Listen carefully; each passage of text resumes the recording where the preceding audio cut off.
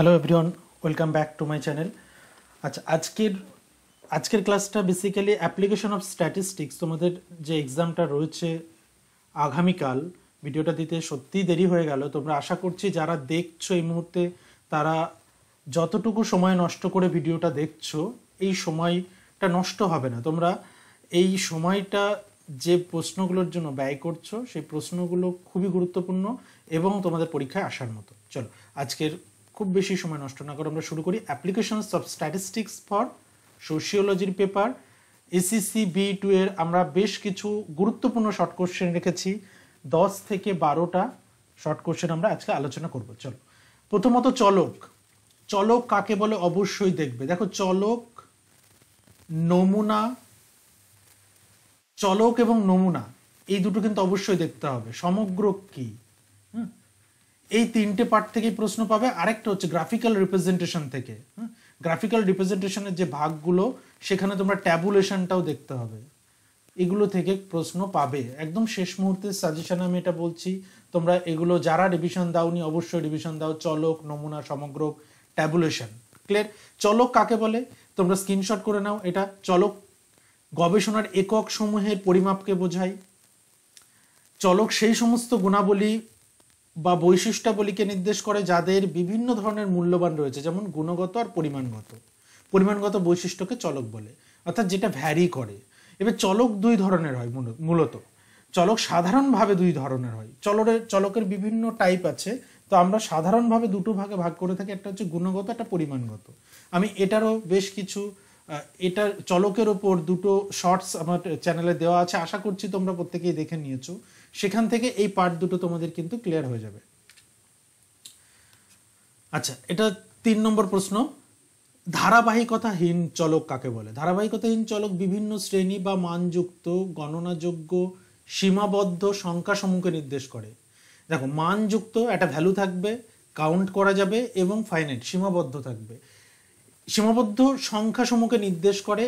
এক্ষেত্রে মূল্যমান চিহ্নসমূহ শ্রেণী বিভাজনকে অনিয়ন্ত্রিতভাবে নির্ধারণ করে। এটা নির্ধারণ হবে। সংখ্যা বা চিহ্নগুলির মাধ্যমে কোনো ব্যক্তি, বস্তু, বৈশিষ্ট্যকে শ্রেণী বিভাজিত করা হয়। সেই সমস্ত ঘটনা বা বস্তুকে একটি নাম, একটি সংখ্যা, সংকেতের মাধ্যমে চিহ্নিতকরণ করা হয়। তাহলে এই ধরনের চলককে আমরা রেশিও, ইন্টারভাল এগুলোর সাহায্যে মাপা যায় এবং পরিমাপের একক হিসেবে বিদ্যমান, যা বিভাজিত করা যায় না। তার ফলে কি হয়? পক্ষে বা বিপক্ষে কটি গোল হয়েছে, কত রান হয়েছে, কজন আউট হয়েছে, পরিবারের সদস্য সংখ্যা কত, বিদ্যালয়ের ছাত্রছাত্রীর সংখ্যা কত, জনসংখ্যা কত। আমরা কি কখনোই এটা নিশ্চয়ই একটা নির্দিষ্ট ধারাবাহিকতা ভাবে আমরা এই জায়গাগুলোকে মেনটেন করতে পারি, তাই তো? অর্থাৎ কি, এই ধরনের চলককে একটা নির্দিষ্ট রেশিও এবং একটা নির্দিষ্ট ইন্টারভাল থাকে। ধারাবাহিক চলক কি? অপরদিকে ধারাবাহিক চলক হচ্ছে কন্টিনিউয়াস ভেরিয়েবল। কন্টিনিউয়াস কি? যখন কোনো বস্তু বা ঘটনার পরিমাণগত বৈশিষ্ট্যাবলী কোনো স্কেলের সাহায্যে তুলনা করা হয়, যেখানে পরিমাণগত পার্থক্য অল্প পরিমাণে দেখা যায়। দেখো, এখানে আমরা সদস্য সংখ্যা কেমন দেখছিলাম ডিসক্রিটে। মনে করো সদস্য সংখ্যা কি 1, 2, 3, 4, 5 এবং এভাবে হয়, তাই তো? তাহলে এটা আমরা বলতে পারি সদস্য সংখ্যা, কটা গোল হয়েছে। হাফ গোল তো হয় না, তাই তো? একের পরে কি 1.5 গোল হয় কখনো, বা 1.6 গোল হয় না। 1.7 গোল হয় না। বা সদস্য সংখ্যা যদি বলি 1.2 হয় না। 1, 2, 3 এভাবে হয়। তাহলে এটা হচ্ছে ধারাবাহিকতাহীন। আর ধারাবাহিকতা কোনটা? যেটা কন্টিনিউয়াস চলক বলছি, যে কোনো স্কেলের সাহায্যে তুলনা করা হয়। এই চলকের ক্ষেত্রে যে পরিমাপের একক ব্যবহার করা হয় তা যথেষ্ট পরিমাণে উপবিভাজিত করা সম্ভব। যেমন বয়স, দূরত্ব, সময়। যেমন সময় ভাবো, 1.2, 1.3 আওয়ার্স, 1.4 আওয়ার্স আমরা বিভাজন করতে পারি। বয়সও তাই, তাই তো? বয়স আমরা যদি 1 বছর 2 মাস হয়, তাহলে আমরা 1 বছর মনে করো 3 মাস, তাহলে 1.4, তাই তো? তাহলে এভাবে আমরা আলাদাভাবে এটাকে আমরা পরপর কাউন্ট করতে পারি 1.2, 1.3, 1.4 করে। দূরত্বও তাই। তাহলে ধারাবাহিকভাবে পরিশেষে বলা যায় ধারাবাহিক চলককে ধারাবাহিকতাহীন চলকে পরিণত করা যায়, কিন্তু বিপরীত বিষয়টি ঘটে না বা সম্ভব নয়। ধারাবাহিক চলককে আমরা ধারাবাহিকতাহীন আমরা পরিণত করতে পারি।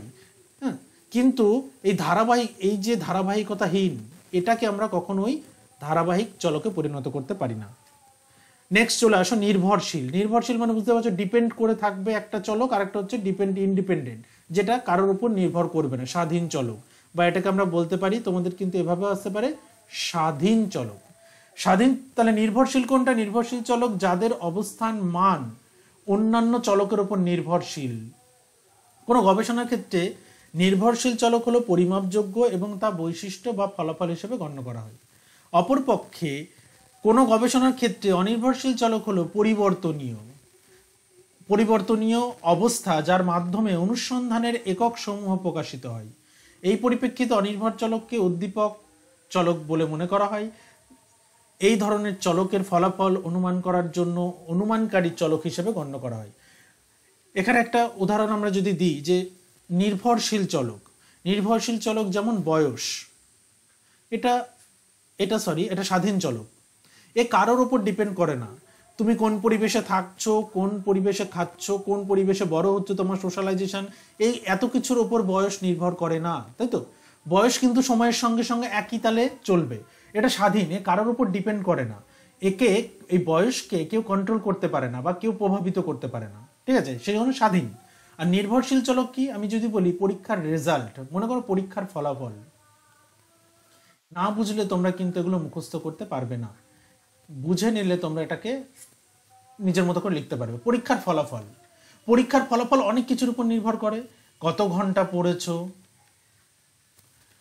স্টাডি মেট ফলো করেছো, তাই তো? তোমার পড়ার স্ট্র্যাটেজি কি, এই সমস্ত কিছুর উপর কিন্তু পরীক্ষার ফলাফল নির্ভর করছে। তাহলে পরীক্ষার ফলাফলটা কিন্তু নির্ভরশীল চলক। সে কার উপর নির্ভর?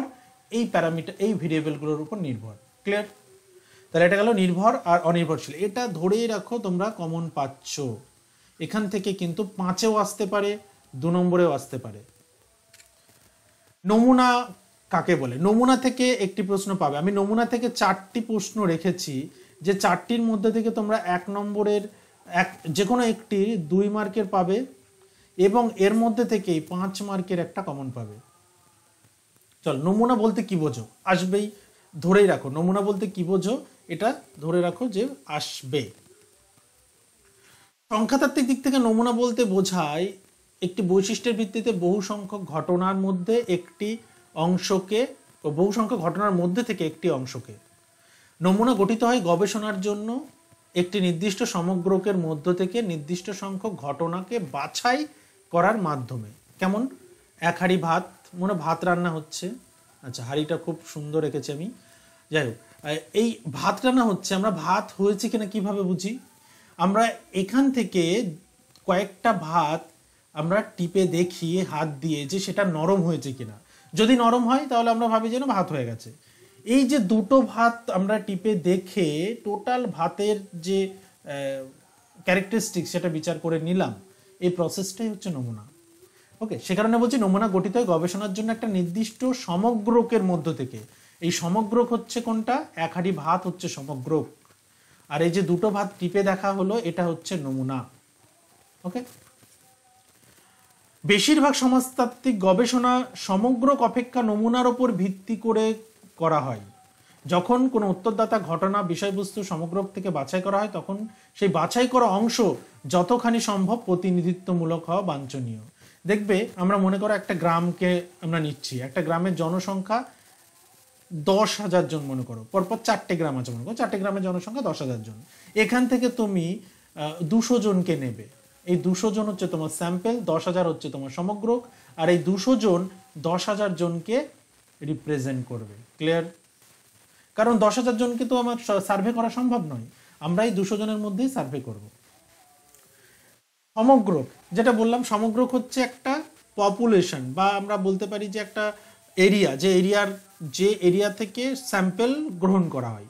কোনো অনুসন্ধানের সমস্ত বিশ্লেষণযুক্ত এককের যোগফলের সমগ্রককে বলা হয়। কেডি ভেইলির মতে the sum of total all unit of analysis is called population. সমস্ত ইউনিট অফ অ্যানালিসিসটাই পপুলেশন। এই পপুলেশনের মধ্যে থেকে কিন্তু স্যাম্পেল হয়। ক্লিয়ার? ওই যে বললাম যে পপুলেশন, ওখানে যেটা যে 10,000 যদি আমার পপুলেশন হয়, তাহলে স্যাম্পেল হচ্ছে আমার এই 200টা যেটা আমরা নিলাম, সেটা হচ্ছে 200 হচ্ছে আমার স্যাম্পেল। অনেক সময় এই সমগ্রকের ধারণার সঙ্গে পপুলেশনের ধারণা মিলিয়ে ফেলা হয়, এ ব্যাপারে সতর্ক থাকা প্রয়োজন। সমগ্রকে সরাসরি গবেষণার কাজে অন্তর্ভুক্ত করার ক্ষেত্রে গবেষক সচেতন থাকতে হয়, কারণ সমগ্রকের আকৃতি যদি ছোট বা পরিমিত হয় তাহলে গবেষণা কার্যে কোনো সমস্যা থাকে না। যত ছোট হবে সেখানে পপুলেশনের ক্ষেত্রে সমস্যা হওয়া উচিত নয়। কিন্তু যদি পপুলেশন আকৃতিতে বড় হয় অথবা অপরিমিত হয় সেক্ষেত্রে সরাসরি কাজ করা যায় না। এক্ষেত্রে একমাত্র ব্যতিক্রম হলো কি, আদমশুমারিটা, কারণ এটার পপুলেশনটা বৃহৎ বড় থাকে, কারণ এটার একটা ব্যতিক্রমী হিসেবে রাখা হচ্ছে। কারণ আদমশুমারিতে তো সারা ভারতবর্ষেই তো সার্ভে করতে হয়, তাই তো, সারা ভারতবর্ষের সমস্ত জনগণকে সার্ভে করতে হবে। নমুনা কাঠামো, দেখো কাঠামো মানে বুঝতেই পারছো একটা নির্দিষ্ট স্ট্রাকচার ফ্রেম। যদিও নমুনা প্রক্রিয়া একটি, তবুও যদিও নমুনায়ন একটি প্রক্রিয়া, তবুও সমাজের বিভিন্ন ক্ষেত্রে বিশেষত পরিমিত সমগ্রকের ক্ষেত্রে নমুনা কাঠামো পাওয়া যায়, আর সেই কাঠামোর উপর ভিত্তি করে গবেষকরা প্রয়োজনীয় নমুনা সংগ্রহ করে থাকেন। কার্যক্ষেত্রে গবেষণার জন্য যে পরিমিত কাঠামো নির্ধারণ করা হয় তার উপর ভিত্তি করে যখন নমুনায়ন প্রক্রিয়া প্রয়োগের মাধ্যমে সুনির্দিষ্ট সংখ্যক নমুনা সংগ্রহ করা হয় তখন ওই উৎসকে কাঠামো হিসেবে কিন্তু চিহ্নিত করা হয়। যেমন একটা উদাহরণ দিই, মনে করো বিশ্ববিদ্যালয়, মহাবিদ্যালয় ও নমুনা বিদ্যালয়ের ছাত্রছাত্রীদের তালিকা, হ্যাঁ, বা কোনো কারখানার শ্রমিকদের তালিকা, কোনো হাউজিং কমপ্লেক্সে বসবাসকারী নাগরিকদের তালিকা, পঞ্চায়েত বা পৌর এলাকায় বসবাসকারী অধিবাসীদের তালিকা। এই যে তালিকা, এটা হচ্ছে আমার অ্যাকচুয়ালি স্যাম্পলিং ফ্রেম। এই ফ্রেমের মধ্য থেকে আমরা নমুনা সংগ্রহ করে থাকি। নমুনার দুটো ভাগ, একটা প্রবাবিলিটি আর একটা হচ্ছে নন প্রবাবিলিটি। এই দুটো ভাগের যে আলাদা আলাদা কয়েকটা টাইপস রয়েছে সেগুলোও দেখে নেবে। প্রবাবিলিটি টাইপস এবং নন প্রবাবিলিটি টাইপস, দুটো ভাগই কিন্তু দেখতে হবে। প্রবাবিলিটির 4টে ভাগ আছে, নন প্রবাবিলিটির 4টে ভাগ আছে। আমি এখানে এটা শেয়ার করতে পারলাম না। চলো, সম্ভাবনা কি, দেখো প্রবাবিলিটি মানে হচ্ছে সম্ভাবনা নির্ভর নমুনায়নের প্রধান দিক হলো সম্ভাবনার নীতি মেনে নমুনা চয়ন করা হয়। সম্ভাবনা মানে বুঝতে পারছো, যেখানে সম্ভাবনা থাকবে। কি সম্ভাবনা থাকবে? আমি যে ডেটাগুলো চাইছি অ্যাজ এ রিসার্চার, সেই ডেটাগুলো পাওয়ার সম্ভাবনা থাকবে। সেক্ষেত্রে সমগ্রকের প্রতিটি উপাদানের সমান সুযোগ থাকে নমুনার অন্তর্গত হওয়ার। এই যে 10,000 জন, আমি 10,000 জনকে দিয়ে, আমি যেহেতু প্রথমটা বললাম, সেখানে 10,000 জনটাকে দিয়ে আমি বলছি 10,000 জন থেকে আমি 200 জনকে যদি নিই, এই 10,000 জনের মধ্যেই যদি সম্ভাবনা থাকে আমার স্যাম্পলিংয়ে অন্তর্ভুক্ত হওয়ার, অর্থাৎ আমার যে উদ্দেশ্যে আমি গবেষণা করছি বা সেই উদ্দেশ্যের যে ডেটা দরকার, সেই ডেটা যদি 10,000 জনের মধ্যে থেকেই পাওয়ার সম্ভাবনা থাকে, তখন আমরা তাকে বলবো সম্ভাবনা নির্ভর নমুনা চয়ন। তাহলে 10,000 জনই তো সম্ভাবনা, 10,000 জনের মধ্যে থেকে আমি ডেটা নিতে পারি, 10,000 জনের মধ্যে থেকে যে কোনো 200 জনকে নেব। এখানে কি করা হয়? তার ফলে এখানে কি করা হয়, যেমন লটারি পদ্ধতিতে সমগ্র গোষ্ঠীর স্বেচ্ছাপ্রণোদিতভাবে না করে যান্ত্রিকভাবে ব্যক্তিদের একক ধরে নমুনা বাছাই করা হয়। এর ফলে যে কোনো একজনের নির্বাচিত হওয়ার সুযোগ থাকে এবং সম্ভাবনা নির্ভরতা নিশ্চিতভাবে পাওয়া যায়। যে মনে করো আমি 200 জনকে লটারি করে আমি 200 জনকে নিয়ে নিলাম, কারণ 200 জনের মধ্যেই সম্ভাবনা আছে। ঠিক আছে, সম্ভাবনা অনির্ভর ঠিক উল্টোটা, সবার মধ্যে যখন সম্ভাবনা থাকবে না। সম্ভাবনা অনির্ভর নমুনায়ন হলে এমন একটা নমুনায়ন যেখানে সমগ্র থেকে প্রতিটি উপাদান নমুনায় অন্তর্ভুক্ত হওয়ার নির্ভর সম্ভাবনার কোনো ভিত্তি থাকে না, অথবা সম্ভাবনা বিধি মেনে নেওয়া হয় না। এই ধরনের নমুনায়নকে স্বেচ্ছাপ্রণোদিত বা উদ্দেশ্য প্রণোদিত বা বিবেচনাজাত সম্ভাবনা অনির্ভর নমুনায়ন বলা হয়। কারণ প্রতিটি উপাদান, এই যে 5,000 জন যদি আমার পপুলেশন হয়, এই 5,000 জনের মধ্যে সম্ভাবনা নেই, তখন সেটা হচ্ছে সম্ভাবনা অনির্ভর। তাহলে sample that does not follow the rules of probability sampling is non probability sampling. চলে আসো নেক্সট পার্টে, যে দুটি লেখচিত্রের জায়গা থেকে আমি দুটি পার্ট রেখেছি এই তোমাদের গ্রাফিক্যাল রিপ্রেজেন্টেশনের থেকে। একটা হচ্ছে দণ্ডচিত্র বার ডায়াগ্রাম, তোমরা দণ্ডচিত্র কি বার ডায়াগ্রাম, বার ডায়াগ্রাম নিশ্চয়ই ছবিটা দেখে তোমরা বুঝতে পারছো যে দণ্ডচিত্র কি, যে কোনো বিচ্ছিন্ন চলক, মানে বিচ্ছিন্নভাবে চলকগুলো রয়েছে, সেটাকে নির্দিষ্টভাবে সাজাতে গেলে কি করছি, পরিসংখ্যান বিভাজনের লৈকিক প্রকাশের জন্য আমরা দণ্ডচিত্র ব্যবহার করি। বিশেষ করে তথ্যরাশি সমূহকে যখন কোনো অপরিমাপযোগ্য বৈশিষ্ট্যের সাপেক্ষে শ্রেণীবিন্যস্ত করা হয় তখন দণ্ডচিত্রের ব্যবহার বিশেষভাবে গুরুত্বপূর্ণ হয়ে থাকে। তাহলে দণ্ডচিত্র কি, দণ্ডচিত্র দেখো, দণ্ডচিত্র কিন্তু কতগুলি সমান প্রস্থের, দেখো প্রস্থ কিন্তু সমান, দৈর্ঘ্য আলাদা, তাই তো, এটা প্রস্থ, সমান প্রস্থের ও পরস্পর থেকে সমান দূরত্বে অবস্থিত আয়তাকার দণ্ড, দেখো পরস্পর থেকে সমান দূরত্বে অবস্থিত একটা আয়তাকার দণ্ড, ঠিক আছে, আয়তাকার দণ্ড। কোনো একটি দণ্ডের দৈর্ঘ্য তা যে তথ্যরাশির মানকে প্রকাশ করে তার সাথে সমানুপাতিকভাবে হয় এবং দণ্ডগুলি উলম্বভাবে কোনো অনুভূমিক রেখার ওপর, অনুভূমিকভাবে কোনো উলম্ব রেখার ওপর থাকতে পারে পরপর। দেখো অনুভূমিকভাবে, দেখো কোনো একটা অনুভূমিক রেখার ওপর উলম্ব হয়ে রয়েছে, ওকে, তাই প্রথমটিকে আমরা উলম্ব দণ্ডচিত্র বলি আর দ্বিতীয়টাকে হচ্ছে অনুভূমিক দণ্ডচিত্র বলি। এটা হচ্ছে আমাদের উলম্ব দণ্ডচিত্র, ওকে। উলম্বভাবে কোনো অনুভূমিক, মানে দণ্ডগুলি উলম্বভাবে কোনো অনুভূমিক রেখার উপর থাকতে হবে, দেখো অনুভূমিক রেখা, দণ্ডগুলি উলম্বভাবে রয়েছে, আবার এমনভাবেও কিন্তু থাকতে পারে, ওকে। এটা গেল দণ্ডচিত্র। এরপর আসছি বৃত্তাকার চিত্র, এটাও খুব গুরুত্বপূর্ণ, এই দুটো দেখে যাবে, এই দুটোর মধ্য থেকেও কিন্তু আসার সম্ভাবনা আছে। বৃত্তাকার চিত্রটা কম গুরুত্বপূর্ণ, দণ্ডচিত্রটা বেশি গুরুত্বপূর্ণ।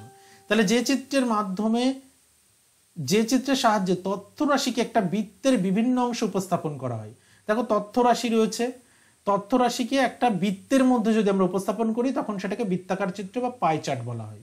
এক্ষেত্রে প্রথমে একটি বৃত্ত আঁকা হয়, বৃত্তের ক্ষেত্রফল দ্বারা সম্পূর্ণ তথ্য প্রকাশ করা হয় এবং রাশি তথ্যের বিভিন্ন অংশগুলি বৃত্তর বিভিন্ন অংশ দ্বারা এমনভাবে প্রকাশ করা হয় যাতে বৃত্তের বিভিন্ন অংশের ক্ষেত্রফল সম্পূর্ণ তথ্যের সংশ্লিষ্ট অংশগুলির মানের সমানুপাতিক হয়।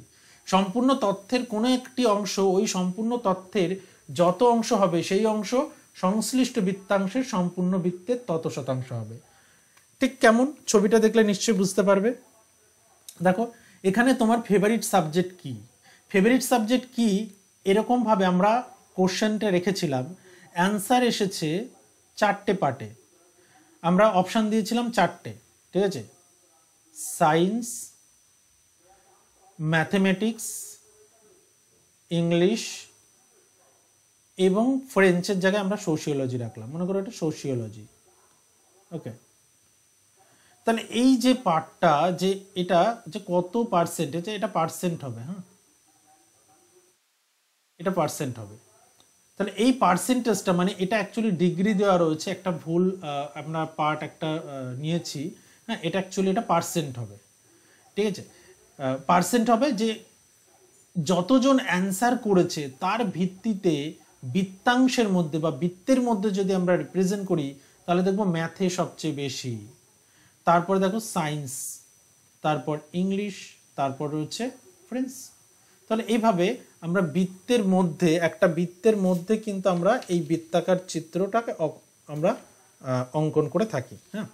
তাহলে এটা আমরা এভাবেও করতে পারি, যে মনে করো ABCD, A company, B company, C company, D company, এবার এই দুটো কোম্পানিতে কতজন শ্রমিক কাজ করছে সেই কাজের সংখ্যা দিয়ে আমরা এটাকে বৃত্তচিত্রের মধ্যে দেখাতে পারি, ওকে।